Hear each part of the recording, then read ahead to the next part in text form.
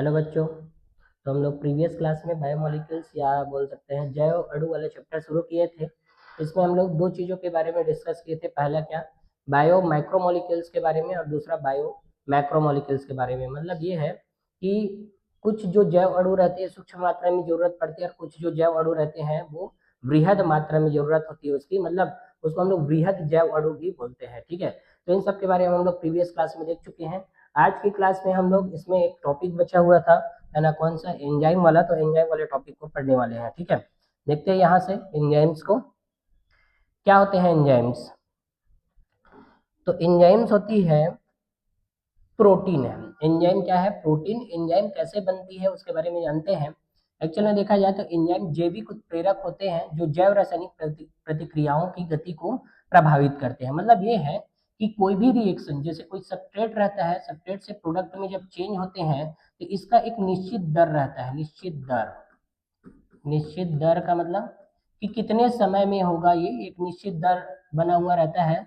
लेकिन इस दर को एंजाइम जब आते हैं ना तो क्या कर देते हैं, परिवर्तित। तो ये दर जो रहता है परिवर्तन होता है इसका, परिवर्तित परिवर्तित कर देता है ना। यह दर परिवर्तित होता है, होता है।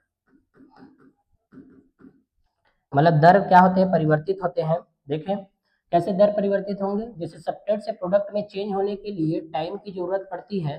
तो मान लो ये है ना 10 सेकंड में हो रहा है ये रिएक्शन जो है, लेकिन एंजाइम के आने की वजह से, ये एंजाइम जब आती है तो इस टाइम को कम कर देती है। तो 0.1 सेकेंड के अंदर में ही ये रिएक्शन हो जाएंगे कंप्लीट। तो कुल मिलाकर ये जैव उत्प्रेरक होते हैं। उत्प्रेरित कर देते हैं कि उत्पाद जो बनना है सबस्ट्रेट से या क्रिया कारक से उत्पाद बनना है उसकी दर को बढ़ाएंगे।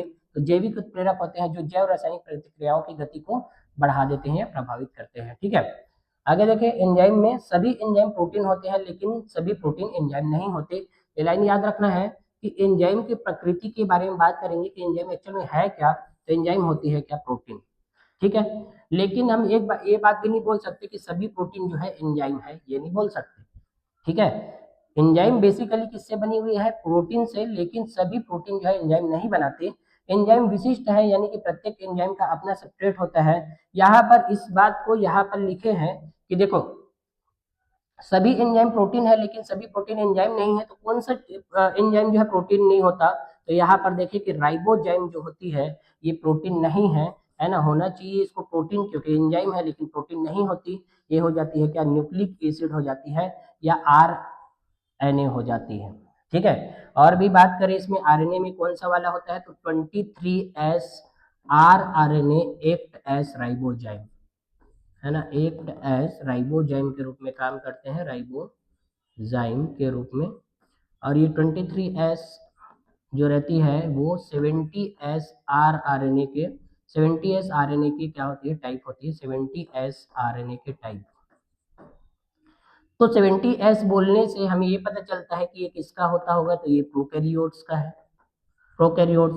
जबकि इसमें यूकैरियोट्स में बात करें तो 16S आर आरएनए जो रहती है वो यूकैरियोटिक आरएनए में, यूकैरियोटिक आरएनए ये क्या काम करती है, राइबोजाइम के रूप में काम करती है। तो यहाँ पर हमें ये भी जानना है कि राइबोजाइम तो बोल दिए, लेकिन प्रोकैरियोट्स एंड यूकैरियोट्स में दोनों में डिफरेंस होती है। प्रोकैरियोट्स में जो न्यूक्लिक एसिड होती है 23S आर आरएनए किसके रूप में काम करती है, राइबोजाइम के रूप में। जबकि यूकैरियोटिक आरएनए में 16S आर आरएनए काम करती है राइबोजाइम के रूप में। मतलब कुल मिलाकर बोलेंगे तो एंजाइम क्या है एक्चुअल में, तो एंजाइम पूरा प्रोटीन है, सिर्फ एक बस को छोड़कर। तो स्टेटमेंट वाले क्वेश्चन पूछेंगे तो उसमें दे सकते हैं, क्योंकि ज्यादातर लोगों को यही पता रहता है कि एंजाइम प्रोटीन होते हैं। लेकिन एनसीईआरटी पहला लाइन वही लिखा है ना, क्या लिखा है कि सभी एंजाइम प्रोटीन होते हैं सिवाय एक को छोड़कर, है ना। तो किसको छोड़कर, राइबोजाइम 23S आर आरएनए को न्यूक्लिक एसिड होती है।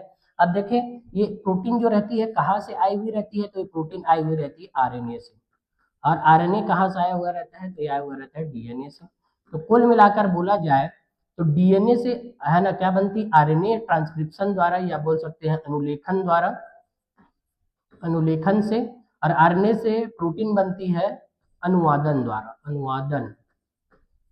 और उसके बाद प्रोटीन जो है ना डिफरेंट डिफरेंट स्ट्रक्चर में बदल जाती है ना। किसी में इंटरसेलुलर मैसेंजर बन जाती है, किसी में कोलेजन प्रोटीन बनाने चली जाती है, किसी में ग्लाइकोप्रोटीन बनाने चली जाती है, तो अलग अलग जगह में प्रोटीन का काम होता है। वैसे ही जितने भी बायोलॉजिकल एक्टिविटी होते हैं उसमें एंजाइम का काम रहता है, तो प्रोटीन जो रहती है एंजाइम के रूप में भी काम करती है, और ये इसका आने का सीक्वेंस ऐसा रहता है, डीएनए से आरएनए, आरएनए से प्रोटीन बनती है। ठीक है, तो ये दोनों प्रोसेस को हमें जानना है। ठीक है, एंजाइम विशिष्ट होते हैं। विशिष्ट का मतलब, इसके लिए जैसे लॉक एंड की हाइपोथेसिस हम लोग पढ़ेंगे अभी एंजाइम्स के लिए, मतलब ये होती है कि जिस प्रकार से एक ताले को खोलने के लिए उसका स्पेसिफिक चाबी ही रहता है ना, उसी प्रकार से कुछ सब्सट्रेट रहता है, उसको प्रोडक्ट में चेंज करने के लिए क्या होते हैं, एक विशिष्ट एंजाइम रहते हैं। तो ये विशिष्ट होती है, मतलब स्पेसिफिक होते हैं ये विशिष्ट, और वही आएगा तभी ये सब्सट्रेट से प्रोडक्ट में चेंज हो पाएगा, दूसरे आएंगे तो नहीं हो पाएगा। सेम उसके जैसे ही इस ताले की जब चाबी करेक्ट चाबी रहेगी तभी जाके ताला खुलेगा, वरना ये ताला नहीं खुल सकता, मतलब सब्सट्रेट से प्रोडक्ट में चेंज नहीं हो सकते। उसके लिए क्या चाहिए, एक विशिष्ट एंजाइम की जरूरत पड़ती है। तो प्रत्येक एंजाइम का अपना क्या होता है, सब्सट्रेट होता है, तो ये बात भी हमें याद रखना है। ठीक है, इसके आगे और देखें, एंजाइम कुछ दरारों के साथ तृतीयक संरचना 3D बनाते हैं जिन्हें सक्रिय साइट कहा जाता है, जिसमें सब्सट्रेट फिट बैठता है। अब देखिए कैसे, मान लो ये एंजाइम है ना, एंजाइम, ये एंजाइम जो है ऐसे संरचना बनाता है, अपने आप को ऐसे बनाएगा कि देखो इसमें एक प्रॉपरली क्या बना हुआ है, स्ट्रक्चर बना हुआ है, ऐसे कुछ साइड बने हुए हैं, इसको हम लोग बोलते हैं, यहीं पर ही सब्सट्रेट के मॉलिक्यूल जो है बाइंड करेंगे, तो यहाँ पर ये सब्सट्रेट बाइंड होगा, सब्सट्रेट है ना, क्या होंगे, बाइंड। तो एंजाइम के ऊपर में एक ऐसा स्पेसिफिक साइट रहता है ना, जिसको हम लोग बोलते हैं एक्टिव साइट बोलेंगे। एंजाइम के ऊपर एक्टिव साइट कहाँ पर पाई जाती है पूछेंगे, तो एंजाइम के ऊपर पाई जाती है, न कि सब्सट्रेट के ऊपर में। ठीक है, क्योंकि देखो सब्सट्रेट जो रहती है वो क्रिया कारक जो है ना, वो स्थिति या लोकेशन के अकॉर्डिंग अलग अलग हो सकती है, लेकिन जो एंजाइम है वो कहीं पर भी इस टाइप का सब्सट्रेट दिखेगा, वो वहां पर जाके वो काम करेगा। तो यहाँ पर जो बनने वाली जो इसका साइट रहती है इसको बोलते हैं सब्सट्रेट बाइंडिंग साइट, या बोल सकते हैं सक्रिय साइट बोलते हैं इसी को। ठीक है, और एक किस पर रहती है, एंजाइम पर ही रहती है सक्रिय साइट। तो याद रखना, एक्टिव साइट कहाँ पर रहेंगे, एंजाइम्स में प्रेजेंट रहते हैं। तो इसके आगे और देखते हैं, रासायनिक प्रतिक्रियाओं के बारे में जानते हैं कि रासायनिक यौगिकों में दो प्रकार के परिवर्तन होते हैं, एक भौतिक परिवर्तन होते हैं, एक रासायनिक परिवर्तन, है ना। भौतिक परिवर्तन का मतलब है बंधनों को तोड़े बिना पदार्थ के आकार या स्थिति में परिवर्तन। उदाहरण के लिए बर्फ पानी में पिघल जाती है और पानी वाष्प बन जाती है। मतलब रासायनिक प्रतिक्रियाएं को देखिए, दो प्रकार के परिवर्तन होती है। एक क्या होती है, भौतिक अवस्था चेंज होती है। भौतिक मतलब फिजिकल स्टेट जो रहती है, मतलब जो हमें दिखाई देती है, भौतिक परिवर्तन। हम भौतिक परिवर्तन किसको बोलेंगे, सेम चीज को है ना, कुछ समय में कुछ और दिखाई दे रही है, कुछ समय के बाद में कुछ और दिखाई देती है। जैसे मान लो बर्फ को लेके आए हैं, बर्फ अभी सॉलिड है, अब वो सॉलिड से लिक्विड में बदल जाएगा कुछ समय के बाद में। कब, जब उसको नॉर्मल रूम टेम्परेचर में रखे रहेंगे तब, क्योंकि बर्फ का कब रहती है, वो 0 डिग्री सेल्सियस में क्या रहती है, वो आइस रहती है, बर्फ। और जैसे ही इसको रूम टेम्परेचर मिल जाता है 25 डिग्री सेल्सियस, तो किस में बदल जाती है, वाटर में। और भी जब इसका टेम्परेचर को इंक्रीज करते हैं हम लोग 100 डिग्री सेल्सियस, तो फिर से किस में बदल जाती है, वाष्प में बदल जाती है। तो पानी की अलग अलग अवस्थाएं होती है ना, जैसे बर्फ, सॉलिड, लिक्विड एंड गैस वाली स्टेज। तो इसी को हम लोग, इसी के चेंजेस को हम लोग क्या बोलते हैं, भौतिक परिवर्तन बोलते हैं। और इसके लिए ना कोई एंजाइम वगैरह की स्पेसिफिक जरूरत नहीं पड़ती। हालांकि एंजाइम का हम लोग यूज करेंगे तो ये भी परिवर्तन हो सकते हैं, लेकिन एंजाइम वाला जो परिवर्तन है वो ज्यादातर रासायनिक अभिक्रियाओं में देखने को मिलती है। तो रासायनिक प्रतिक्रिया, इसमें बंध टूट जाते हैं और नए बंधन बनने के लिए यह जैविक या अकार्बनिक प्रतिक्रिया हो सकती है। उदाहरण स्वरूप ऐसे देखें, इसमें बेरियम हाइड्रोक्साइड को दिया है और यहाँ पर क्या है, H2SO4। बेरियम हाइड्रोक्साइड ये क्या है, स्ट्रॉन्ग बेस है, ये क्या है, स्ट्रॉन्ग एसिड। इन दोनों के मिलने से यहाँ पर साल्ट बनती है और यहाँ से क्या निकल जाता है, वाटर। तो कहीं ना कहीं इनके बीच में बॉन्ड रहा होगा, ये बॉन्ड ब्रेक हुआ होगा, मतलब इसके साथ में बेरियम के साथ में और ये सल्फेट H2SO4 के पास में यहाँ पर सब बॉन्ड से ही बंधे हुए होंगे। तो बॉन्ड से बंधे रहते हैं ये, और वही बॉन्ड टूटते हैं और निर्जलीकरण करके, मतलब वाटर मॉलिक्यूल्स को निकाल कर क्या बनाए हैं, एक नया यौगिक बनाए हैं। तो यौगिकों के बीच में पहले क्या रहती है, बंधन, वो टूटती है और टूट के नया क्या बनाती है, बंधन बंध बनाती है।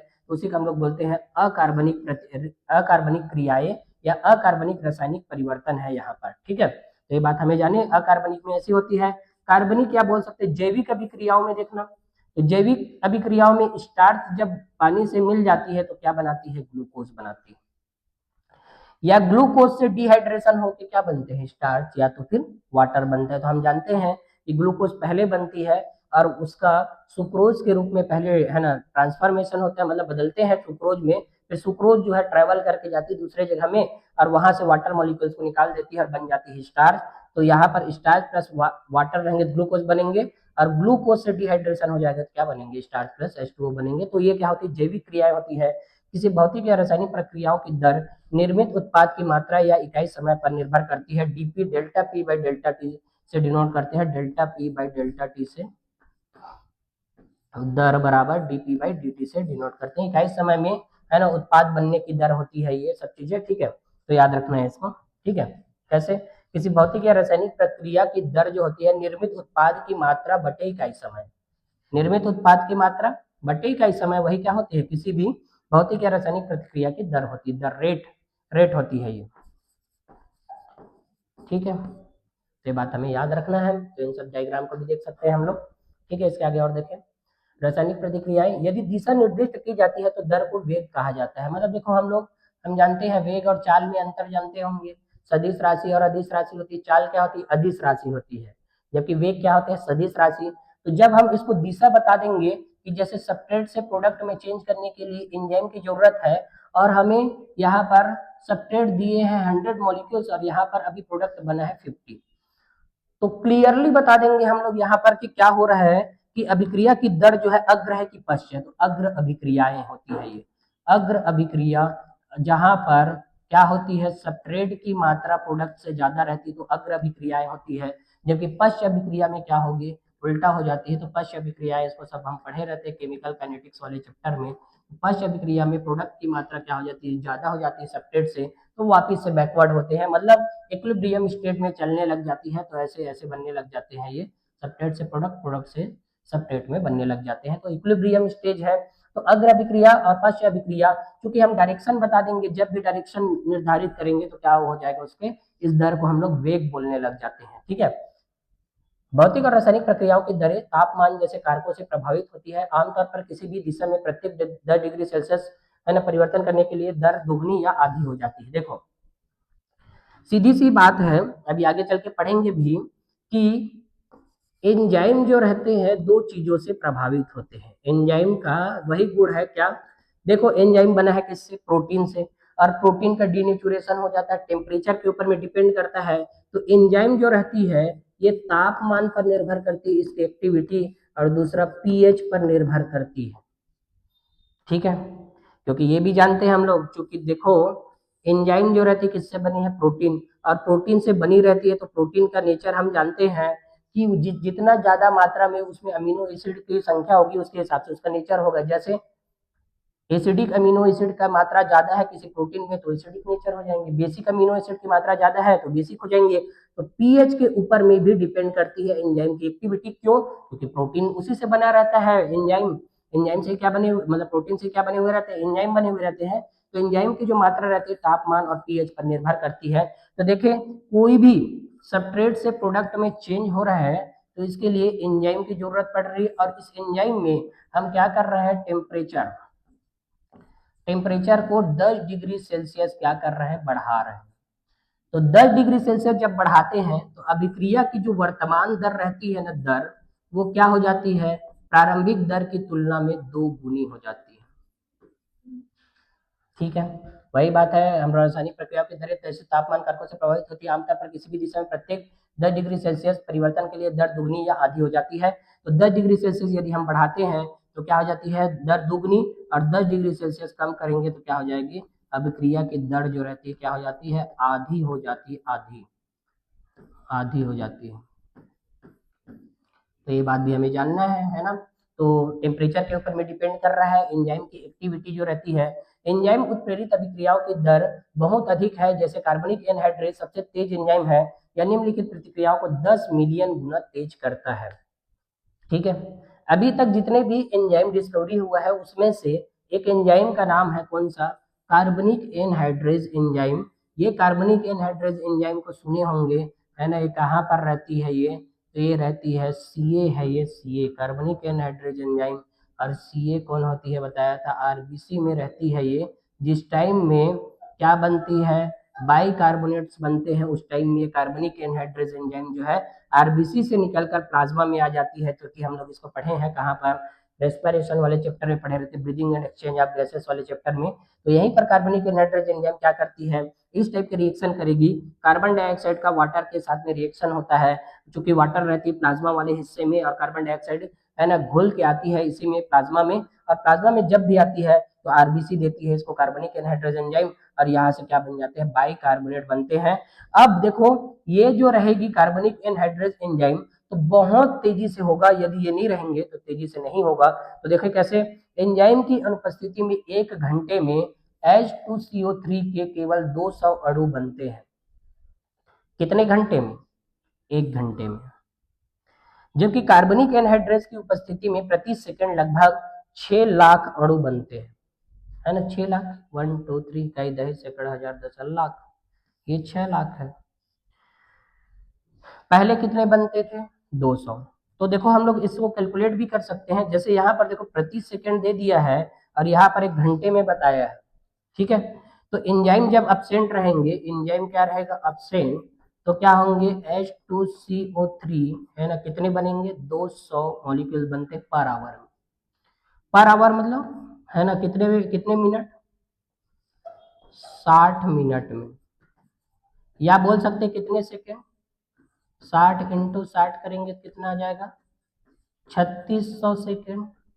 तो 200 डिवाइडेड बाई 3600 करेंगे तो जो भी आएगा वही इतना ही बनता है पर सेकेंड में, ये जानेंगे हम लोग।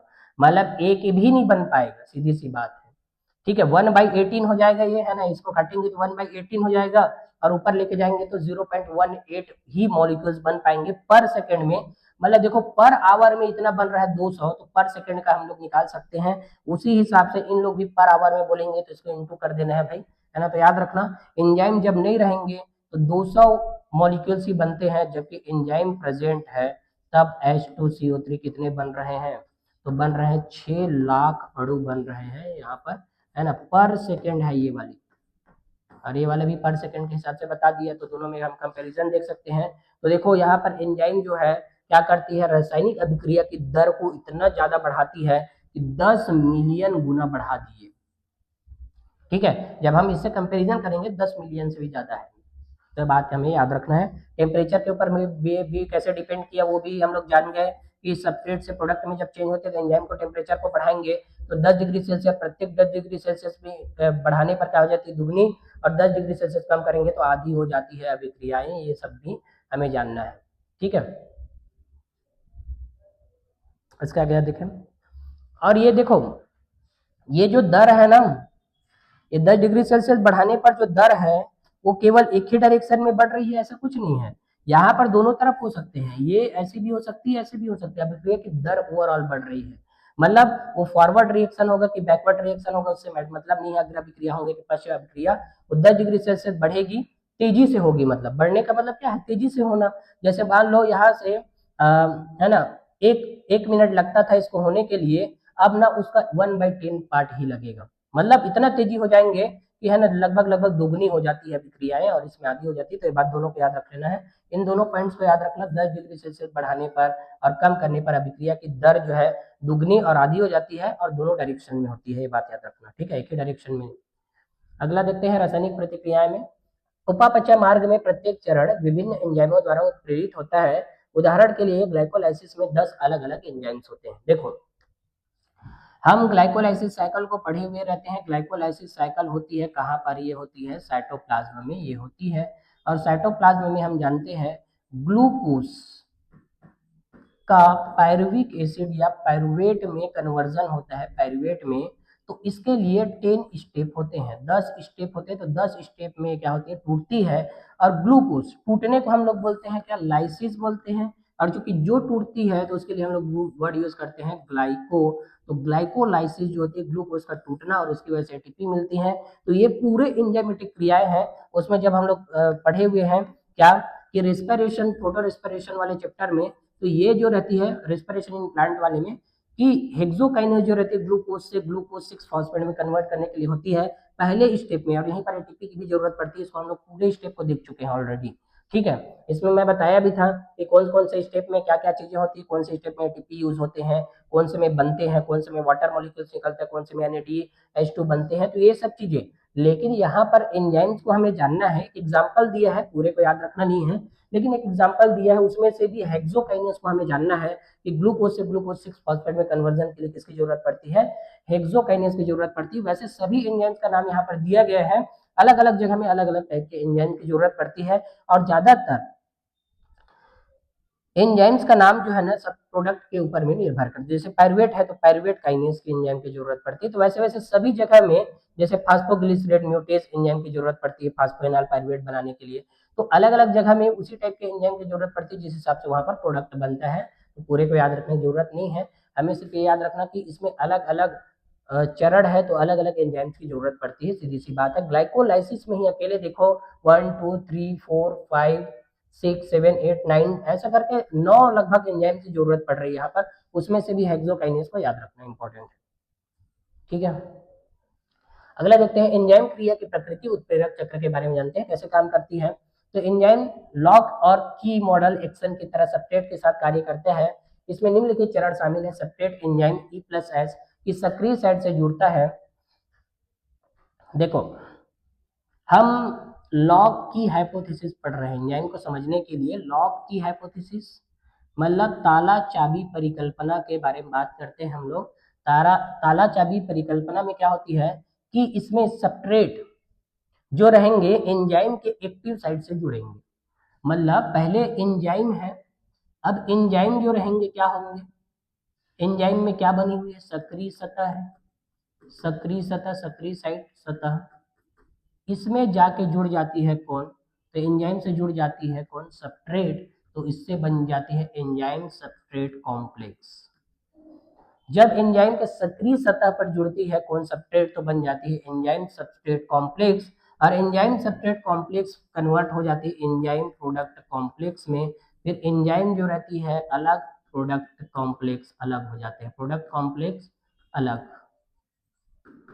क्यों? क्योंकि इसी एंजाइम को वापस से दूसरे सब्सट्रेट को फिर से प्रोडक्ट में चेंज करना पड़ता है, तो उसको भी हम लोग देखते हैं। तो ये जाने यह एंजाइम में बहुत बदलाव लाता है, यह एंजाइम में कुछ बदलाव लाता है ताकि substrate enzyme substrate complex ECEAS enzyme substrate बन जाती है। बनाने के लिए एंजाइम के सक्रिय साइट के साथ में कसकर बंधा होता है। सक्रिय साइट एंजाइम उत्पाद कॉम्प्लेक्स बनाती है, और यहाँ पर E और P एंजाइम प्रोडक्ट है ना, एंजाइम प्रोडक्ट बनाने के लिए सब्सट्रेट के रासायनिक बंधनों को तोड़ती है, एंजाइम उत्पादों को छोड़ता है और मुक्त एंजाइम सब्सट्रेट E+P कर देता है, एंजाइम प्लस प्रोडक्ट कर देता है, और अन्य अणुओं से बनने के लिए तैयार हो जाता है। सीधी सी बात है, जैसे हम लोग माने ये सब्सट्रेट है, एंजाइम है, तो इस एंजाइम में सक्रिय साइट है, सब्सट्रेट जाके बाइंड हो गया, बाइंड होने के बाद में ये सब रिएक्शंस हो रहे हैं, जैसे कि यहाँ पर हम लोग इसको ले लेते हैं, इसको एंजाइम लेंगे, तो एंजाइम जो रहती है क्या करती है, इस ताले को ओपन करने के लिए गई, तो एंजाइम ये क्या है, सब्सट्रेट है,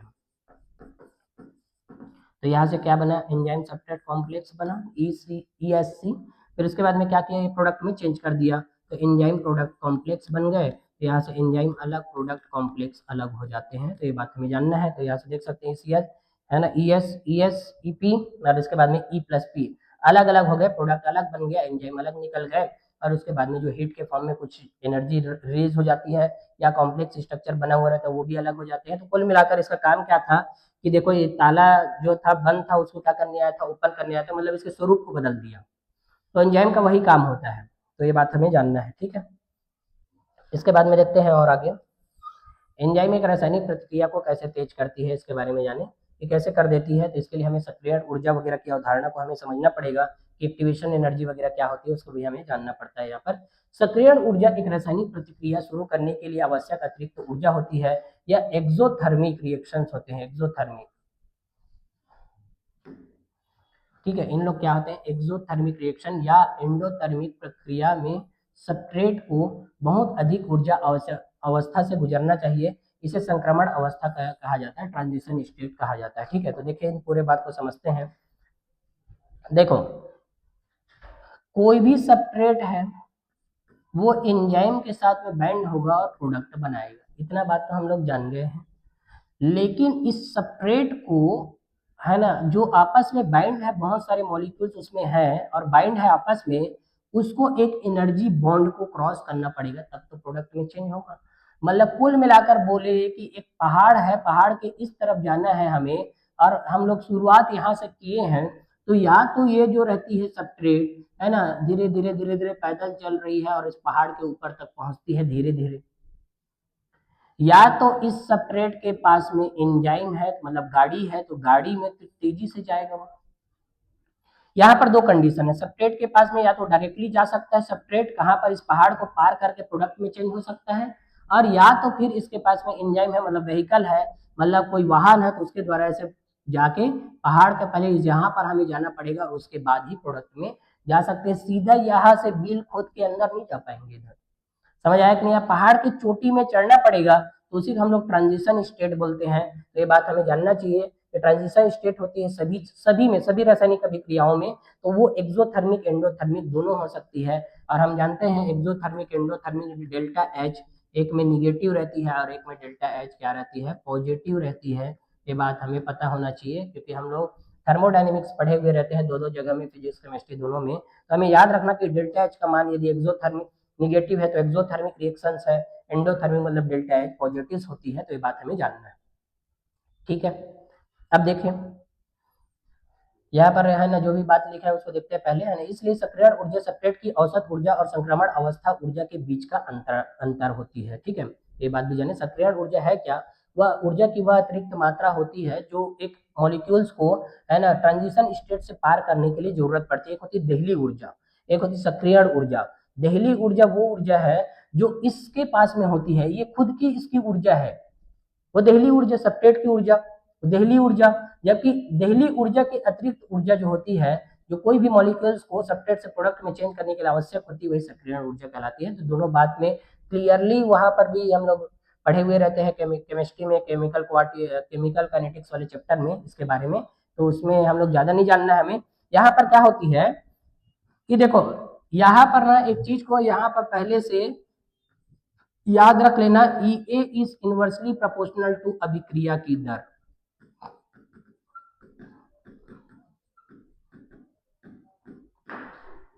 अब ये क्या बात आ गया, मतलब सक्रियण ऊर्जा यदि ज्यादा है ना, तो अभिक्रिया की जो दर होगी वो क्या होगी, कम। और यदि ये कम है ना, तो अभिक्रिया की दर क्या होगी, ज्यादा। दर मतलब, दर कम हो रही है मतलब क्या है, समय ज्यादा लगेगा इसमें, समय क्या होगा, ज्यादा लगेगा। क्या चीज में समय ज्यादा, सबस्ट्रेट से प्रोडक्ट में चेंज होने के लिए समय ज्यादा लगेंगे इस टाइप के रिएक्शंस में, है ना। जबकि इसमें क्या होगा, समय कम। तो कई बातें एक ही बात से रिलेट करती है। जब ए की मात्रा ज्यादा रहती तो दर कम हो जाती, ए की मात्रा कम है तो दर ज्यादा। समय का भी देख सकते हैं हम लोग, दर का मतलब होता है यार बढ़ना, है ना। Delta P divided by delta T ही क्या होती है, रेट होती है। आर इज इक्वल टू क्या होती है, D P by D T या delta P by D T होती है, ये अभिक्रिया की दर होती है। ये बात भी हमें जानना है। तो देखिए, यदि उत्पाद पी सबस्ट्रेट एस की तुलना में कम है, कम ऊर्जा स्तर पर है, तो प्रतिक्रिया एक एक्सोथर्मिक प्रतिक्रिया, सहज प्रतिक्रिया है। उत्पाद बनाने के लिए इसे गर्म करके ऊर्जा की आवश्यकता नहीं होती है। एक जैव रासायनिक प्रक्रिया में एंजाइम सक्रियण ऊर्जा को कम करते हैं, नतीजन प्रतिक्रिया की गति बढ़ जाती है। तो जब भी सक्रियण ऊर्जा कम होती है तो दर बढ़ जाती है। ये बात हमें याद रखना, बहुत इंपॉर्टेंट लाइन है यहाँ पर, है ना। बहुत सारे लोगों को समझ नहीं आता यहाँ पर क्या हो रहा है, देखना। पोटेंशियल एनर्जी है, विभव ऊर्जा है इधर की ओर में, और इधर प्रोग्रेस ऑफ रिएक्शन से रिएक्शन इधर की ओर में हो रही है। तो इसको हम लोग देखते हैं, दोनों बात को जानते हैं कि क्या क्या चीजें हो रही है यहाँ पर। ठीक है, तो इसको समझते हैं। इसमें देखना, एक्टिवेशन एनर्जी विदाउट एंजाइम, यहाँ पर देखना, यहाँ पर ई ए है, ई ए एक्टिवेशन एनर्जी विथ एंजाइम, यहाँ पर ई ए है। एक्टिवेशन एनर्जी दोनों जगह में है, यहाँ पर छोटा वाला एक्टिवेशन एनर्जी है, यहाँ पर बड़ा वाला एक्टिवेशन एनर्जी है। यहाँ पर एक्टिवेशन एनर्जी ज्यादा है, मतलब सक्रियण ऊर्जा ज्यादा है, मतलब एंजाइम क्या है यहाँ पर, अब्सेंट है। एंजाइम के अब्सेंट होने से बाधाएं बढ़ जाती है, मतलब सक्रियण ऊर्जा बढ़ जाएगी, तो बताओ दर क्या हो जाएंगे, कम हो जाएंगे। क्यों? क्योंकि सभी मॉलिक्यूल्स के यहाँ से चढ़ के उधर जाना पड़ेगा, तो सबकी हालत खराब हो जाएगी। तो अभिक्रिया की दर है ये। जबकि इसमें ये यदि क्या है, कम है, मतलब एंजाइम क्या है यहाँ पर, प्रेजेंट है एंजाइम, मतलब अभिक्रिया की दर जो है क्या हो जाएगी, बढ़ जाएगी, है ना। और अभिक्रिया की दर बढ़ेगी मतलब समय क्या होगा, कम लगेगा, है ना। हर बात को रिलेट करने आना चाहिए हमें।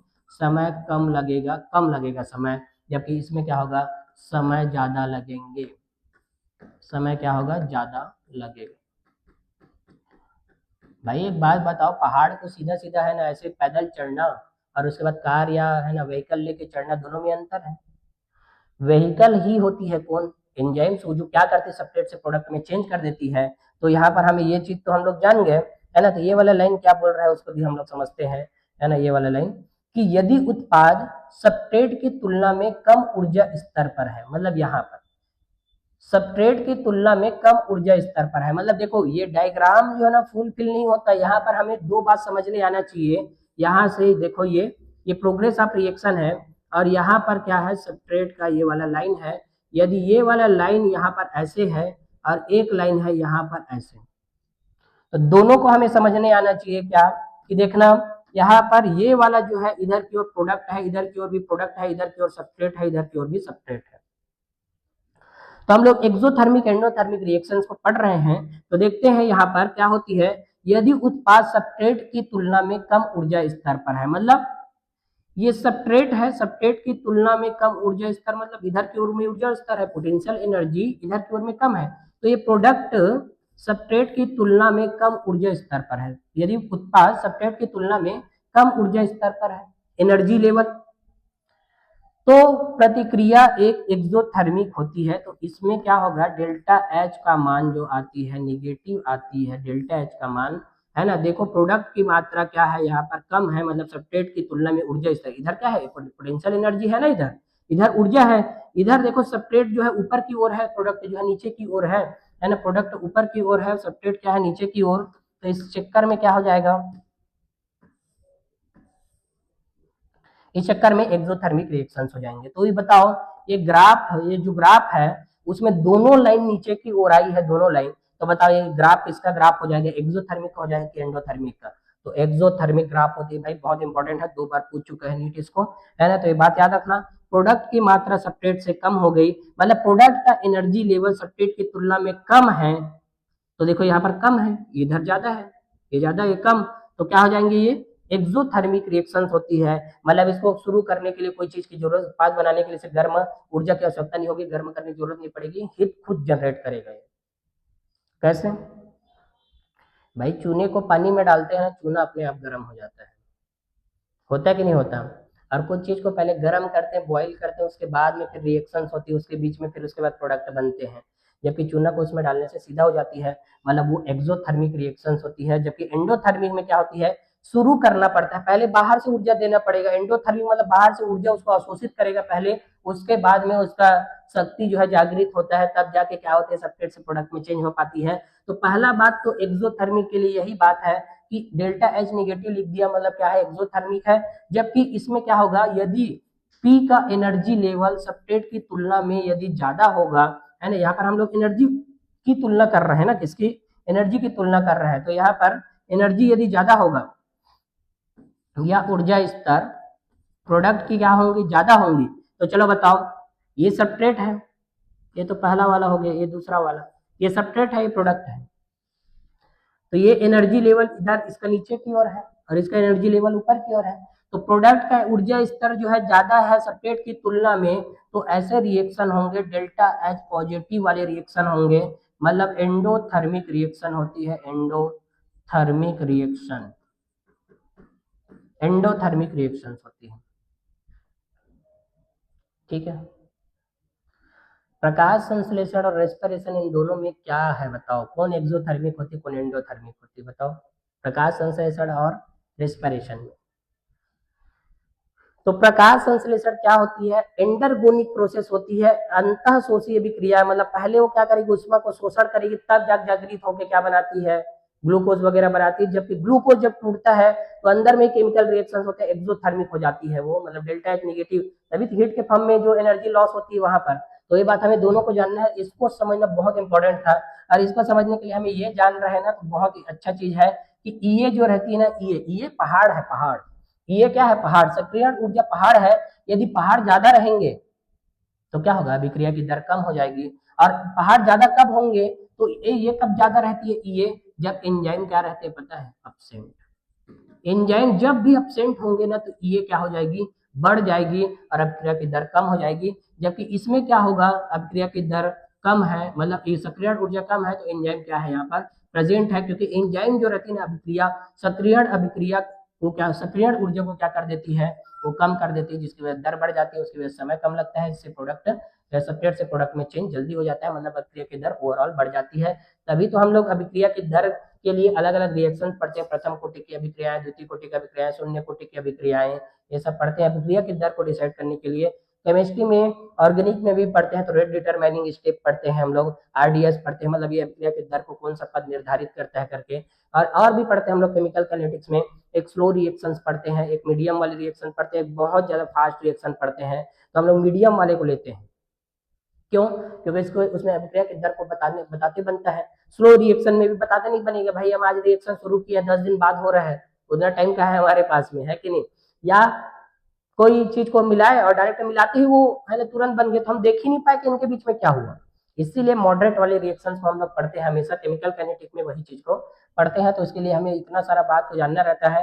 तो मेरे ख्याल से समझ आया होगा, आज के बाद इसकी कहानी ही खत्म, है ना, कि जब भी दोनों देखो नीचे की ओर आ रही है तो ये ग्राफ क्या चीज को बताता है, तो एक्सोथर्मिक वाले ग्राफ को बताता है ना। एक्सोथर्मिक, ये वाले जो छोटा पहाड़ है वो बिना एक्टिवेशन, बिना एंजाइम, विदाउट मतलब एंजाइम के साथ में है, और जबकि ये वाली क्या है पहाड़, बिना एंजाइम के, मतलब एंजाइम मतलब वेहिकल, वेहिकल यदि नहीं रहेगा तो ये हमें पहाड़ पहाड़ टाइप का लगेगा, यदि एंजाइम है तो पहाड़ पहाड़ टाइप का नहीं लगेगा, कम समय में पहुंच जाएंगे हम लोग। तो ऐसे पूरा बात को जानना है। ऊर्जा स्तर में यदि चेंजेस है तो ऊर्जा स्तर के हिसाब से एक्सोथर्मिक एंडोथर्मिक होती है, तो यहाँ पर दोनों जो है नीचे की ओर आ रही है, मतलब डेल्टा पॉजिटिव के, मतलब ये प्रोडक्ट वाला क्या है, कम है, प्रोडक्ट का ऊर्जा स्तर कम हो गया, सब्सट्रेट का ज्यादा है, इसीलिए एक्सोथर्मिक रिएक्शन होती है, जबकि एंडोथर्मिक का ही बता दिया यहाँ पर। ठीक है, तो बहुत सारी बात है यहाँ।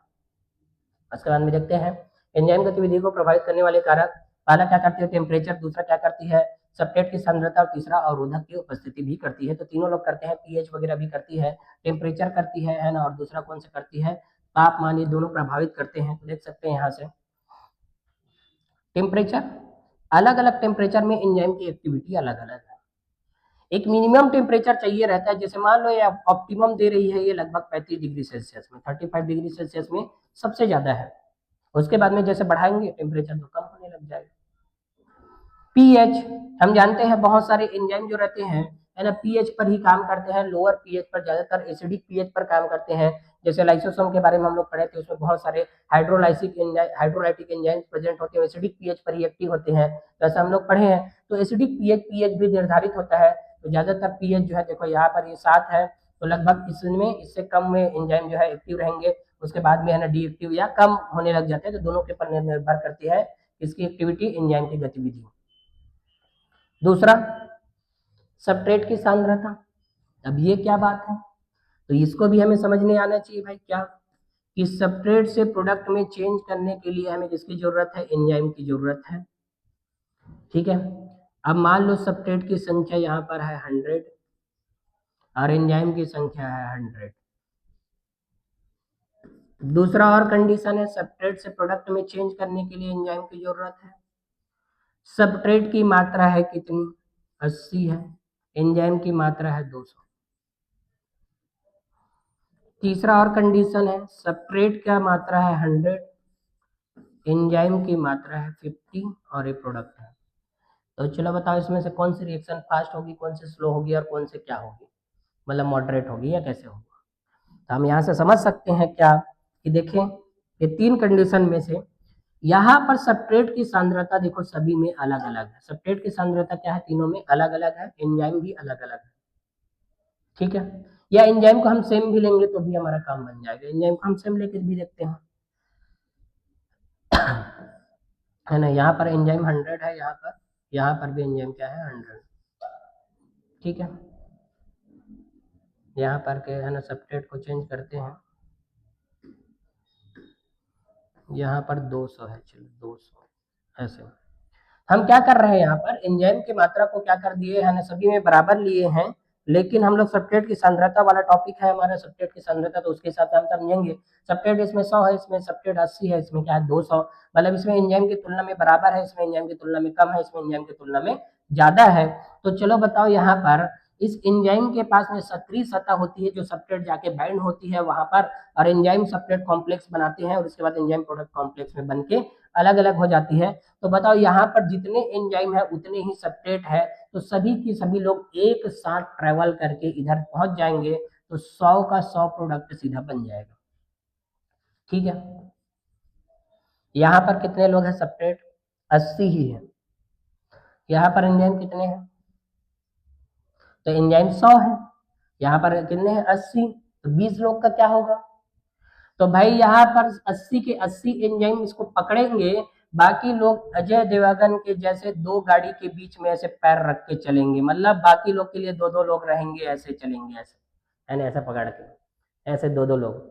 लेकिन ऐसे दो लोग नहीं जाते, इसमें एक्चुअल में एक एंजाइम एक ही सब्सट्रेट को पकड़ के लेके जाएगा, मतलब यहाँ पर सब्सट्रेट ही कम पड़ गया है ना, और अभिक्रिया की दर बहुत तेजी से हो जाएगी। सब्सट्रेट ही कम पड़ गया, बहुत तेजी से हो जाएंगे, प्रोडक्ट बन जाएंगे सीधे सीधे। और कितना बनेंगे, जितना सब्सट्रेट रहेगा उतना ही बनेगा प्रोडक्ट, एंजाइम के हिसाब से प्रोडक्ट नहीं बनते। यहाँ पर बताओ सब्सट्रेट कितनी है, 200, ये सब के सब लोग इसके एक्टिव साइड में जाके घुस जाएंगे, 100 लोग, और 100 लोग बचे ही रहेंगे, तब अभिक्रिया की दर स्लो हो जाएगी। क्यों, क्योंकि सब्सट्रेट से प्रोडक्ट में चेंज होने के लिए टाइम चाहिए रहेगा, क्योंकि एक जो एंजाइम रहेंगे एक सब्सट्रेट को प्रोडक्ट में चेंज करेंगे, दूसरा वाला दूसरे को करेगा, 100 में से 100 लोग करेंगे, वापिस से 100 एंजाइम को वापिस आना पड़ेगा, तब तक इन लोग सब कंप्लीट कर चुके रहेंगे। तो कुल मिलाकर बोलने का मतलब है कि सब्सट्रेट की सांद्रता निर्भर करती है इसके लिए, अभिक्रिया की दर के लिए, कि वो कितनी है उसके हिसाब से अभिक्रिया की दर निर्धारित होती है। तो स्लो रिएक्शंस में आ जाएंगे, बहुत फास्ट रिएक्शन में आ जाएगा, ये मीडिएटर रिएक्शंस में आएंगे। तो ऐसे हमें 3 प्रकार की अभिक्रिया पढ़ना पड़ता है, तो ये हमें याद रखना है। अवरोधक की उपस्थिति, ये क्या है, इनहिबिटर। तो इनहिबिटर क्या होते हैं, अब मान लो ये एंजाइम है, ये सब्सट्रेट है, ये इनहिबिटर है। ठीक है, चलो बताओ किसके पास में सक्रिय सतह होती है, एक्टिव साइट। एक्टिव साइट किसके पास में है, एंजाइम के पास में है एक्टिव साइट, है ना। अब ये प्रोडक्ट लोग क्या कर, मतलब सब्सट्रेट लोग क्या करेंगे, ये चाहता है यहाँ पर मैं बाइंड करूं, ये चाहता है इसके में बाइंड करूं। तो मान लो इन लोग है ना 100 लोग है, और इन लोग मान लो है ना कितने भी, एक भी है तो भी, एक भी है तो एंजाइम के एक्टिव साइट में जाके बनने के लिए इसके साथ में कंपटीशन करेगा, सब्सट्रेट के साथ में, सब्सट्रेट के साथ में कंपटीशन करती इनहिबिटर, और उसकी वजह से एंजाइम का जो है ना गतिविधि रहती है वो प्रभावित हो जाती है। क्यों, क्योंकि भाई सब्सट्रेट को पकड़, मतलब सब्सट्रेट इसको पकड़ना था, उसके एक्टिव साइड में बाइंड होना था, लेकिन यहाँ पर इनहिबिटर जाके बाइंड हो गया, जिसकी वजह से एंजाइम का काम रुक गया, तो वो ये वाला एंजाइम डीएक्टिवेट हो गया। मतलब 99, जैसे मान लो 100 यहाँ पर एंजाइम थे, एक इससे बाइंड हो गया, 100 लोग इससे बाइंड हो गए, तो कुल मिलाकर 99 का काम करेगा, एक का नहीं करेगा, एक एंजाइम काम करना बंद कर देंगे। क्यों, इनहिबिटरी वाला जो सब्सट्रेट के जैसा पदार्थ था वो क्या कर दिया, रोक दिया था। तो हमें याद रखना इन तीनों को, है ना, ठीक है, याद रखेंगे। तो उसी के आधार पर अभी और है, तापमान पीएच को ही बताया है। एंजाइम इष्टतम तापमान और पीएच पर उच्चतम गतिविधि दिखाते हैं, गतिविधियां इष्टतम मूल्य से नीचे और ऊपर गिरती है, सीधी सी बात है। जैसे मान लो कोई एंजाइम के लिए, जैसे पीएच में बोल दिया यहाँ पर कि 6.8 पीएच पर काम करना है, और टेम्परेचर को मैं बोल दिया कि है ना 25 डिग्री सेल्सियस पर काम करना है, ये बोल दिया हूँ एंजाइम को, या वो एंजाइम इतने में ही काम करता है। तो भाई जब ज्यादा हो जाएगा क्रिटिकल पीएच से ज्यादा या कम हो जाएंगे, तो दोनों में क्या होगा, प्रभावित होगा गतिविधि, है ना, मतलब एंजाइम अभिक्रिया की दर प्रभावित हो जाएगी। कम तापमान पर एंजाइम, देखो ये इंपॉर्टेंट बात लिखा है, कम ताप पर एंजाइम जो रहते हैं अस्थायी रूप से निष्क्रिय हो जाते हैं, बहुत इंपॉर्टेंट लाइन है ये, इन सब लाइन से क्वेश्चन बनाते हैं। एंजाइम डी, मतलब क्या हो जाते हैं, टेम्परेरी सस्पेंडेड रहते हैं कुछ समय के लिए, टेम्परेरी सस्पेंडेड। क्यों, क्योंकि एंजाइम को एक्टिव रहने के लिए हमेशा कुछ मिनिमम टेम्परेचर चाहिए, कम रहेगा ना कम, तो अस्थायी रूप से वो क्या करेंगे, काम करना बंद कर दिए रहेंगे अस्थायी रूप से। जबकि ज्यादा रहेगा ना तो प्रोटीन का डीनेचुरेशन हो जाएगा, जिसकी वजह से वो परमानेंटली काम करना बंद कर देंगे, एंजाइम नष्ट हो जाते हैं, क्योंकि प्रोटीन क्या हो जाती है, डीनेचुरेशन हो जाती है। यदि टेम्परेचर ज्यादा रहा, है ना, इससे क्या हुआ, टेम्परेचर, है ना, ये क्या हुआ, टेम्परेचर कम रहा, तो क्या हो जाएंगे, है ना, निष्क्रिय रहते हैं, निष्क्रिय अस्थायी, निष्क्रिय अस्थायी निष्क्रिय। टेम्परेचर क्या है, तो कम है, तो यदि यही टेम्परेचर यदि ज्यादा है तो क्या हो जाएंगे, एंजाइम नष्ट हो जाते हैं। एंजाइम क्या हो जाएंगे, नष्ट हो जाएंगे। क्यों? क्योंकि प्रोटीन का डीनेचुरेशन हो जाएगा। तो याद रखना, सीधा लाइन देंगे, स्टेटमेंट में लिख के दे सकते हैं या असर्शन रीजन में कि एंजाइम एक मिनिमम टेम्परेचर या क्रिटिकल टेम्परेचर के बाद में, क्रांतिक अवस्था के बाद में क्या हो जाते हैं, काम करना बंद कर देते हैं। तो उसका रीजन क्या है, काम करना बंद करने का रीजन क्या है कि प्रोटीन का डीनेचुरेशन हो जाता है, यही उसका रीजन है।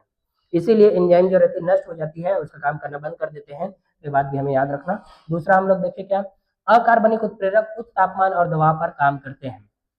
अकार्बनिक उत्प्रेरक मतलब कार्बन के अलावा दूसरे लोग और, तो कार्बन के अलावा दूसरे लोग और भी हैं जो अकार्बनिक उत्प्रेरक के रूप में काम करते हैं। यह उच्च तापमान और दाब पर काम करते हैं, मतलब हायर टेम्परेचर और जो है ना लो हायर प्रेशर रहेंगे तो भी काम करते हैं अकार्बनिक उत्प्रेरक। लेकिन एंजाइम उस तापमान पर 40 डिग्री सेल्सियस पर क्षतिग्रस्त हो जाते हैं। बात हमें याद रखना है कि अकार्बनिक उत्प्रेरक जितने भी होंगे जो अभिक्रिया के दर को प्रभावित करते हैं, जैसे कि मोलिब्डेनम वगैरह प्रभावित करता है, NH2 और उससे अमोनिया से हैबर प्रक्रिया द्वारा जो बनती है, तो उसमें अकार्बनिक उत्प्रेरक है वो उच्च तापमान पर भी काम करते हैं और हाई प्रेशर पर भी काम करेंगे। लेकिन देखो इन सब जगह से सीधा सीधा लाइन लाइन वाले क्वेश्चन बना देंगे। अकार्बनिक उत्प्रेरक क्या करते हैं या उच्च तापमान उच्च दबाव पर कौन से उत्प्रेरक काम कर सकते हैं, ऐसे वाले क्वेश्चन देंगे तो अकार्बनिक उत्प्रेरक याद रखना, इनऑर्गेनिक कैटलिस्ट जो होते हैं वो।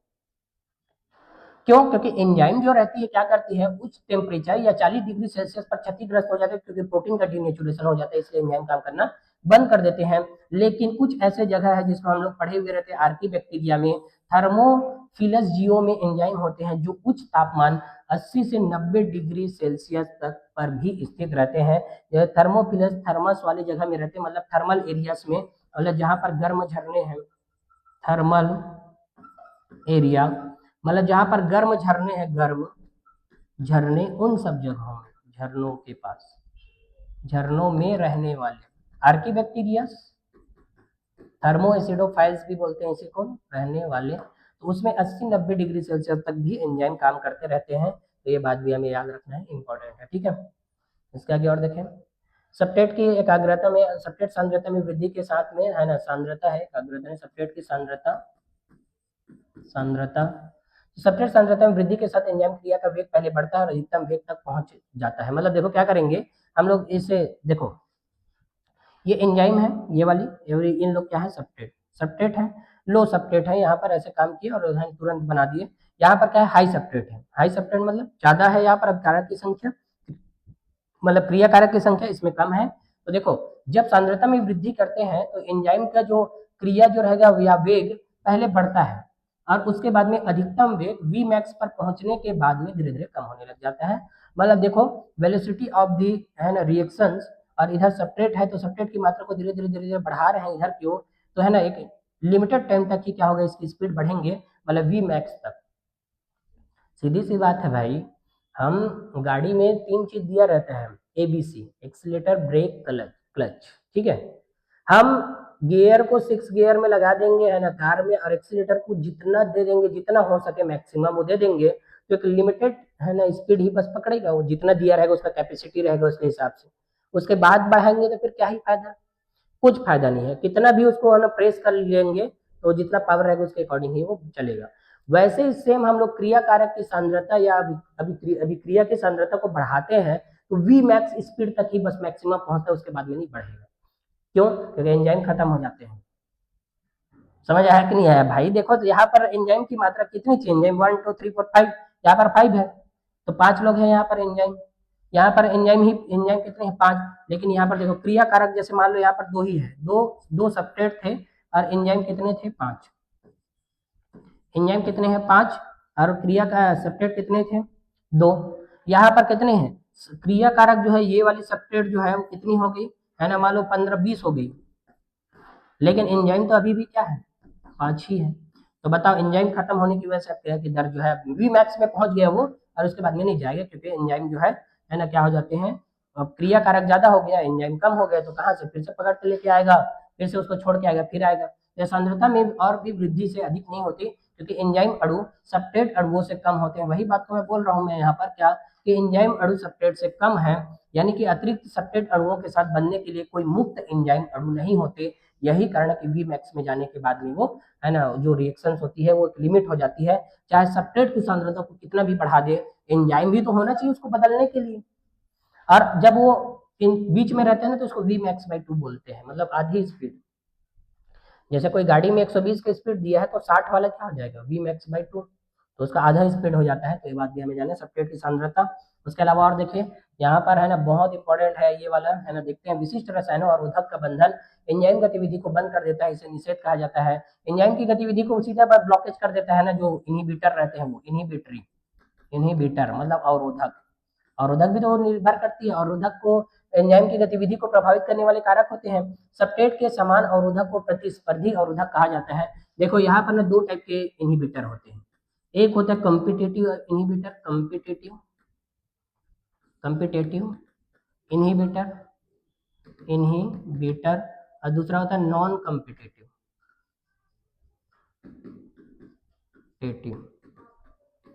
ये क्या होता है, प्रतिस्पर्धी अवरोधक। कंपटीशन मतलब कंपटीशन किसके बीच में होगा भाई, देखो नीट की तैयारी करने वाले बच्चों का कंपटीशन नीट की तैयारी करने वाले के साथ ही है, दूसरे के साथ नहीं है।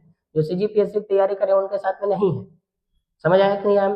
तो प्रतिस्पर्धी अवरोधक वो होते हैं जो सब्सट्रेट के समान ही दिखाई देते हैं। समझ आया कि नहीं? सब्सट्रेट के समान अवरोधक को प्रतिस्पर्धी अवरोधक कहा जाता है।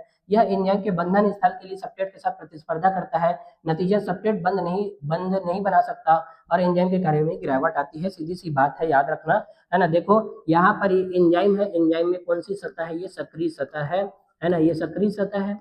इस सक्रिय सतह में ये एंजाइम इस सब्सट्रेट को जाके बाइंड करना था, लेकिन यहाँ पर इनहिबिटर आने की वजह से इनहिबिटर क्या कर दिए, यहाँ पर जा रहा है इस एंजाइम के एक्टिव साइट में इनहिबिटर भी। अब देखो क्या होता है, ये दोनों जो है आपस में क्या है, मान लो समान है, तो क्या हो जाएंगे, प्रतिस्पर्धी, प्रतिस्पर्धी क्या हो जाएंगे, अवरोधक, या प्रतिस्पर्धा होगा इनके बीच में, कंपटीशन होंगे, दोनों समान है। तो यदि असमान है, दोनों असमान, असमान है तो अप्रतिस्पर्धी हो जाएंगे, प्रतिस्पर्धी, है ना। या यहाँ पर हम देख भी सकते हैं, देखो कैसे, ये नॉन कॉम्पिटिटिव है ना, कंपटीशन है, ये कॉम्पिटिटिव इनहिबिशन के एग्जांपल है, नॉन कॉम्पिटिटिव इनहिबिशन के एग्जांपल है। तो इसमें देखना एंजाइम सब्सट्रेट इनहिबिटर इन दोनों में से, है ना, उसके जैसे दिखाई नहीं दे रहा है, ये इनहिबिटर सब्सट्रेट के जैसे दिखाई दे रहा है क्या, नहीं दे रहे हैं। यहाँ पर देखना इस सब्सट्रेट के जैसे इनहिबिटर दिखाई दे रहा है। तो वही बात बताया है ना, नीट वालों बच्चों का नीट वालों के साथ ही कंपटीशन है, तो समान वालों का समान के साथ में होगा तो कंपटीटिव है ना, उसके साथ में नहीं होगा नॉन कंपटीटिव हो जाते हैं, है ना। तो एंजाइम से बंधने के लिए इन दोनों लोग के बीच में लड़ाई है, मतलब ये दोनों ही, यदि इसके साथ एंजाइम को कोई लेना देना नहीं है, एंजाइम जो भी आ जाए भाई बाउंड हो जाएगा ये, है ना, इसको कोई लेना देना नहीं। यदि सब्सट्रेट आएगा प्रोडक्ट में चेंज करेगा, यदि इनहिबिटर आएगा तो एंजाइम की एक्टिविटी रुक जाएंगी। एंजाइम खुद नहीं चाहता कि इनहिबिटर आए, कौन आना चाहता है, किसको लाना चाहता है, वो सब्सट्रेट को लाना चाहता है। क्यों? क्योंकि एंजाइम का काम होता है सब्सट्रेट से प्रोडक्ट में चेंज कर देना, एंजाइम वापस से फिर से बन जाती है, जबकि इनहिबिटर का काम होता है इसके एंजाइम की एक्टिविटी को रोक देती है। तो कौन एंजाइम चाहता है कि उसकी एक्टिविटी रुक जाए, कोई नहीं चाहता, है कि नहीं। तो हमें याद रखना, बहुत इंपॉर्टेंट एग्जांपल दिया है यहाँ पर, बहुत इंपॉर्टेंट है ये वाली। प्रतिस्पर्धा निषेधक के लिए उदाहरण कौन है, मेलोनेट सब्सट्रेट सक्सिनेट के समान है, तो यह निम्नलिखित प्रक्रिया में सक्सिनेट डिहाइड्रोजिनेज को रोकता है। तो ये बात हमें जानना है, सक्सिनेट डिहाइड्रोजिनेज जो होती है ना, ये एंजाइम जो रहती है कहाँ पर पाई जाती है, तो बहुत इंपॉर्टेंट है, ये यूज होती है कहाँ पर, है ना। देखो पाई जाती है, पहले यह जानना है, तो पाई जाती है तो कहाँ पर, इनर मेम्ब्रेन ऑफ माइटोकॉन्ड्रिया, तो माइटोकॉन्ड्रिया की आंतरिक झिल्ली में, माइटोकॉन्ड्रिया की आंतरिक झिल्ली में पाई जाती है ये आंतरिक झिल्ली, इनर मेम्ब्रेन ऑफ माइटोकॉन्ड्रिया, है ना, पाई जाती है कहाँ पर, माइटोकॉन्ड्रिया के आंतरिक झिल्ली में। जबकि ये काम कहाँ पर करती है, तो काम करती है कहाँ, तो क्रेब्स साइकिल में। तो क्रेब्स साइकिल कहाँ पर होती है, क्रेब्स साइकिल, तो क्रेब्स साइकिल कहाँ पर होती है, मैट्रिक्स में। तो मैट्रिक्स किसकी, तो माइटोकॉन्ड्रिया की।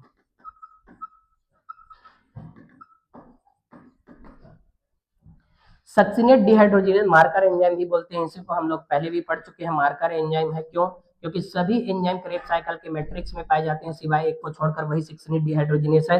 तो सक्सिनेट डिहाइड्रोजिनेज का काम होता है सक्सिनेट को फ्यूमरेट में चेंज करने का, है ना। सक्सिनेट को फ्यूमरेट में, क्रेब्स साइकिल ही है, क्रेब्स साइकिल में चेंजेस लाती है यही। तो सक्सिनेट से फ्यूमरेट में जब चेंज करते हैं, ये सब्सट्रेट है और ये क्या है, प्रोडक्ट है। तो सब्सट्रेट से प्रोडक्ट में चेंज करने के लिए सक्सिनेट डिहाइड्रोजिनेज एंजाइम की जरूरत है यहाँ पर। और यहाँ पर क्या होती है, इस सक्सिनेट की जगह में क्या आ जाते हैं, ये सब्सट्रेट है, यहीं पर क्या आ जाती है, इनहिबिटर। तो इनहिबिटर यहाँ पर कौन आ जाती है, मेलोनेट। मेलोनेट जो होती है सक्सिनेट या सब्सट्रेट जो होती है, सक्सिनेट नाम का सब्सट्रेट, उसी का क्या होती है, अवरोधक होती है। तो ये मेलोनेट अवरोधक है। एंजाइम, कई बच्चों को लगता है कि यहाँ पर एंजाइम के साथ में कंपटीशन, एंजाइम से कोई लेना देना नहीं है इसको। एंजाइम तो सक्रिय सतह रखा हुआ है, वो सब सब्सट्रेट कोई सा भी आ जाए वो क्या करेगा, उसके साथ में बाइंड कराएगा, करेगा। एक्टिव साइट है इसके पास में, चाहे वो सक्सिनेट आए चाहे मेलोनेट आए, तो सक्सिनेट की जगह में मेलोनेट हो जाती है, और मेलोनेट आने की वजह से क्रेब्स साइकिल रुक जाता है, और इसी की वजह से ना पॉइजन जो है तुरंत काम करते हैं, इसलिए मर जाते हैं लोग, इसी की वजह से है। जो पॉइजन रहते हैं ना, जैसे साइनाइड जहर वगैरह जो रहती है साइनाइड, और या जो पॉइजन लेते हैं पॉइजन है ना, उसमें क्या होता है, सक्सिनेट से फ्यूमरेट में चेंज करने को रोक देता है। तो क्रेब साइकिल रुक गया, एनर्जी बनना बंद। क्रेब साइकिल रुका मतलब एनर्जी बनना बंद, एटीएस में जाएगा ही नहीं, तो तुरंत मर जाते हैं। उसमें भी क्या होती है, जो साइनाइड रहते हैं ना, साइनाइड इतना तेजी से काम करता है कि इसी को रोक देता है वो। तो मेलोनेट जो होती है सक्सिनेट की जगह में आ जाती है, और उस एंजाइम से बाइंड होकर फ्यूमरेट बनने को रोक देती है। इससे क्रेब साइकिल पूरा है ना, उसमें तबाही मच जाता है और कुल मिलाकर खत्म। तो स्पर्धी अवरोधकों का उपयोग जीवाणु रोग जनकों को नियंत्रित करने के लिए किया जाता है। तो इसका यूज है ना, कैसे, तो बैक्टीरियो साइडल, जो जितने भी डिजीज होती है, मतलब बैक्टीरियो टाइडल बोलेंगे, साइडल नहीं, बैक्टीरियो टाइडल। एक होता है जीवाणु रोधी और एक होता है जीवाणु नाशी। जीवाणु रोधी और जीवाणु नाशी, नाश करने वाला मतलब मारता है एक को। एक जो दवाई रहेगा जीवाणु को क्या करेगा, मारेगा, और एक क्या करेगा, उसके ग्रोथ को रोक देगा। तो जीवाणु रोधी विरोधी और एक जीवाणु नाशक, दो प्रकार के है ना वहां पर है ना अवरोधक होते हैं।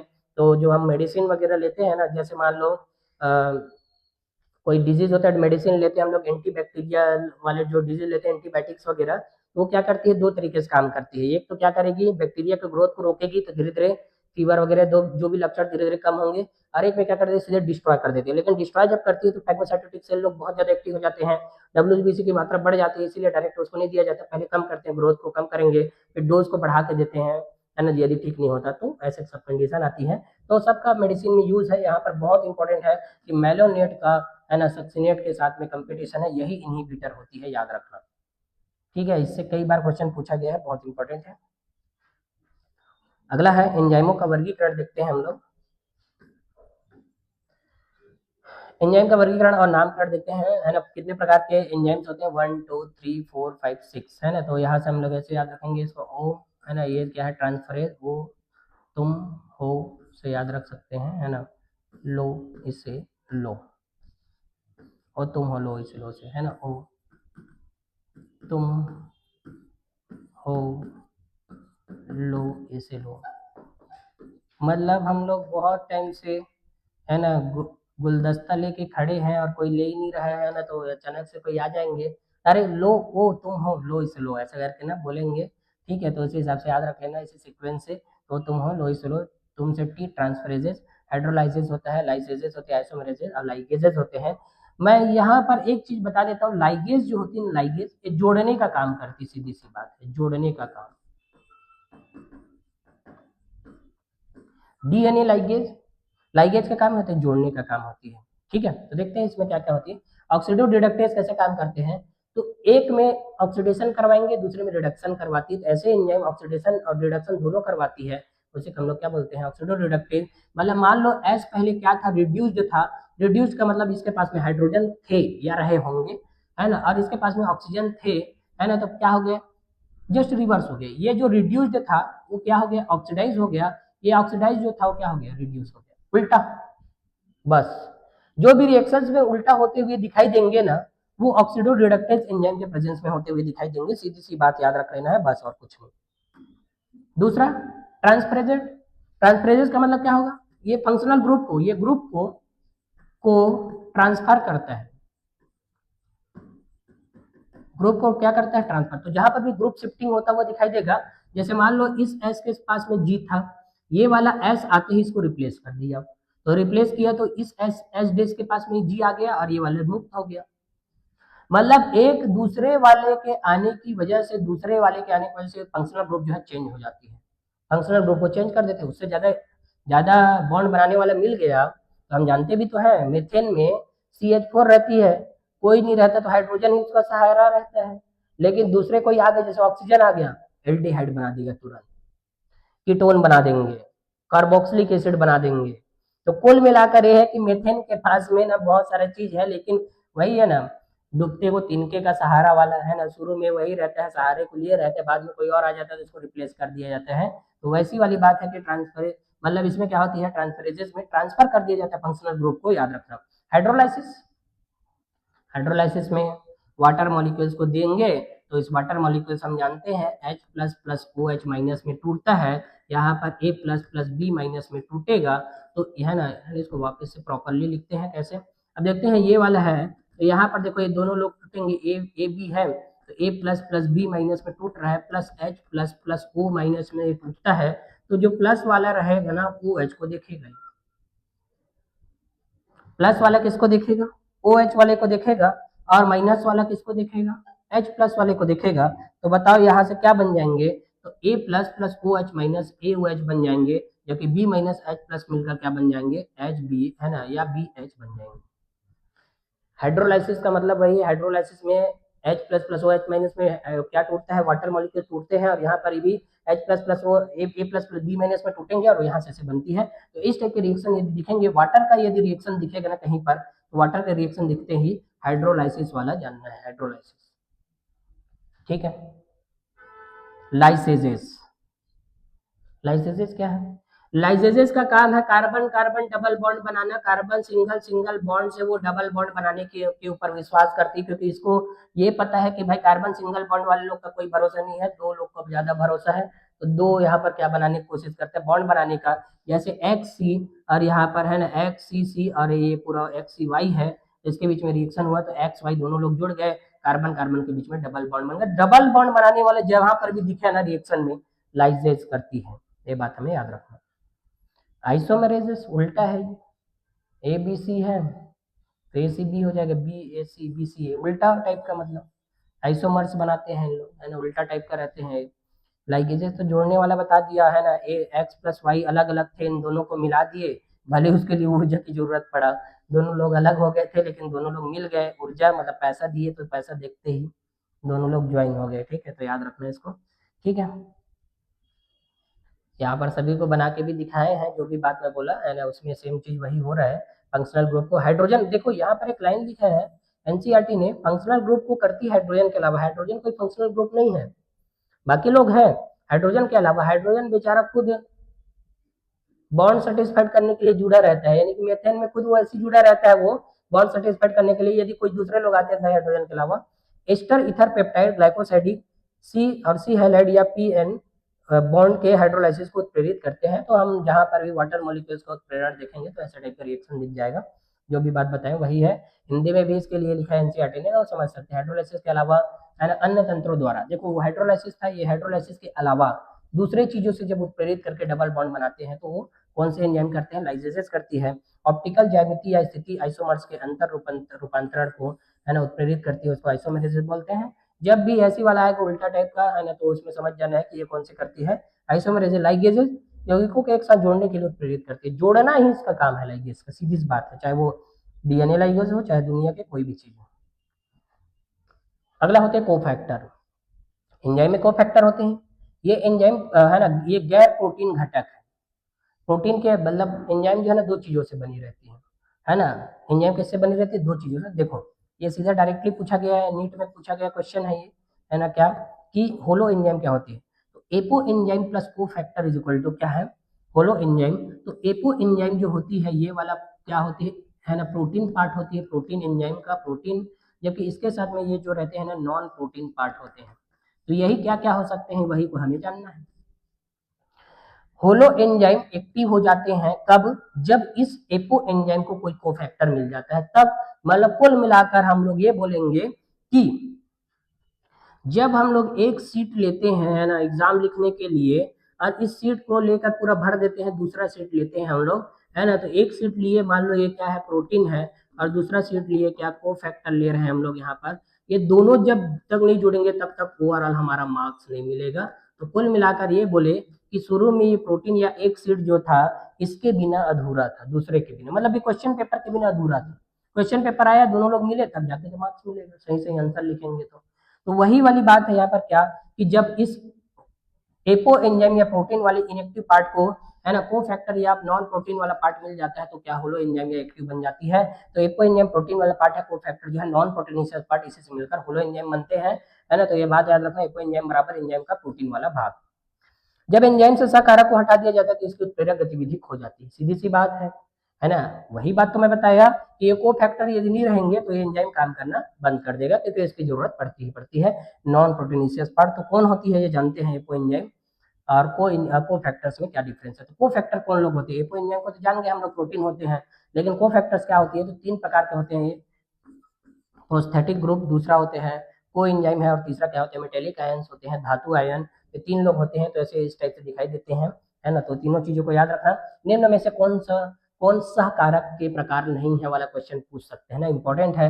तो कौन है, प्रोस्थेटिक ग्रुप है, दूसरा कौन है, को एंजाइम ही है, को एंजाइम, और तीसरा क्या है metallic ion, metallic ion M I. तो ऐसे याद रख लेना, प्रोस्थेटिक ग्रुप है ना, को एंजाइम और मेटेलिक आयन PCM से याद रख लेना, फिजिक्स केमिस्ट्री मैथ्स।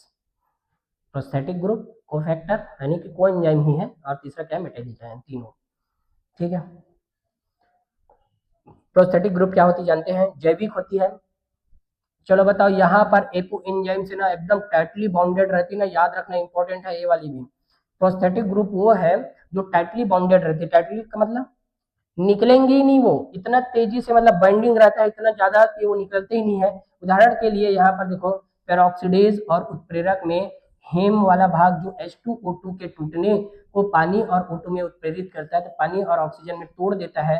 पेरोक्सीडेज जो होती है H2O2 इसको तोड़ती है, पेरोक्सीडेज जो एंजाइम होती है ना, H2O2 पेरोक्साइड को तोड़ देती है, और इसमें हीम वाला जो भाग रहता है पेरोक्सीडेज में, है ना, और ये कैटेलेज, ये हीम वाला भाग इसी से जुड़ा हुआ रहता है पेरोक्सीडेज एंजाइम से, यानी कि प्रोटीन से हीम वाला भाग वो H2O2 को तोड़ देते हैं। तो ये वाला हीम वाला भाग बहुत टाइटली जुड़े हुए रहते हैं एपो एंजाइम से, याद रखना बहुत इंपॉर्टेंट है।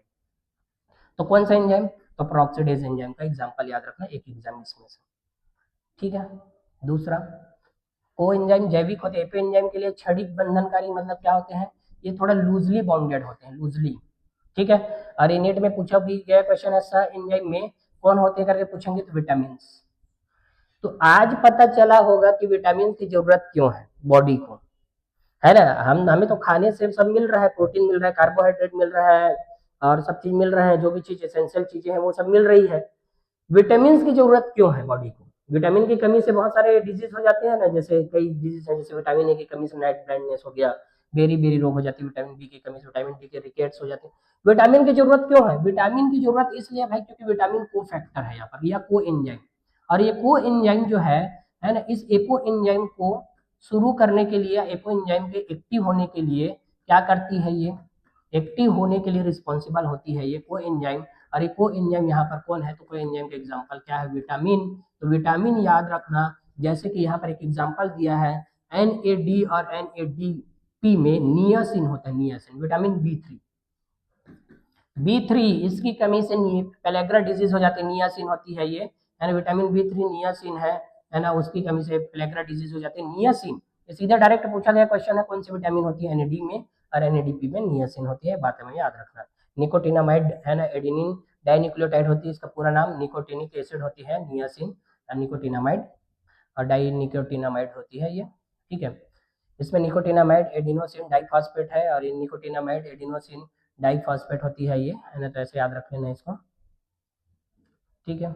उसके अलावा और है मेटेलिक आयन, वे सक्रिय साइट पर गाइड चेन के साथ में समन्वय बंधन बनाते हैं, कोऑर्डिनेशन बॉन्ड करके हुए रहते हैं इन लोग, कोऑर्डिनेट बॉन्ड बनाते हैं, कोऑर्डिनेट, कोऑर्डिनेट वाला बॉन्ड जानते हैं, कोऑर्डिनेट बॉन्ड, कोऑर्डिनेट बॉन्ड जानते हैं, जैसे है ना ये है, इसके बीच में ऐसे एन, कोऑर्डिनेट बॉन्ड, एरो का निशान मतलब एक का कंट्रीब्यूशन इधर की ओर से हुआ रहता है, मतलब पूरा पूरा अपने उसको दिए रहते हैं, तो ऐसे कोऑर्डिनेट बॉन्ड बनते हैं, है ना। सबटेट के साथ में एक या एक से अधिक समन्वय बंध बनाते हैं, है ना, एक से ज्यादा कोऑर्डिनेट बॉन्ड बने हुए रहते हैं।